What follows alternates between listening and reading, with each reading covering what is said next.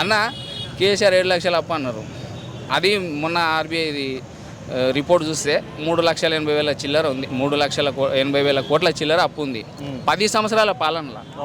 ఆ 3,80,000 కోట్లకు కూడా మనకి ఒక ఇది మన ఏమంటారు ట్యాంక్ బండ్ దగ్గర కట్టించింది సచివాలయము ప్లస్ బిల్డింగ్, సచివాలయం బిల్డింగు, అంబేద్కర్ విగ్రహము, అమరజ్యోతి ప్లస్ కాళేశ్వరం ప్రాజెక్ట్ ఉంది, రైతులకు రైతు బంధు ఉంది,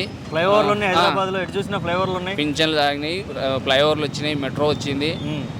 ఇన్ని అభివృద్ధి ఉన్న 3,80,000 కోట్ల అప్పు తెచ్చినా ఇవన్నీ అభివృద్ధి చేసి ప్లస్ 2 సంవత్సరాలు కరోనా సీజన్ అంత ఇబ్బందుల్లో కూడా ప్రజలకు ఎక్కడ ఇబ్బంది కాకుండా ఆయన పరిపాలన చేసి కేవలం 3,80,000 కోట్లు మాత్రమే అప్పు. అది కూడా అప్పు కాదు, ఇన్వెస్ట్మెంట్ కేసీఆర్ ఎక్కిన తర్వాతే కదా తెలంగాణ ధాన్యాగారం అన్నారు, దేశంలోనే అత్యధికంగా రైస్ పండించిన రాష్ట్రంగా చరిత్రని సృష్టించింది. అది కూడా ఆ మొత్తం అమౌంట్ కూడా మొత్తం ఖర్చు కాదు, సగం ఇన్వెస్ట్మెంట్. దాని ద్వారా మళ్ళీ ఆదాయం వస్తుంది.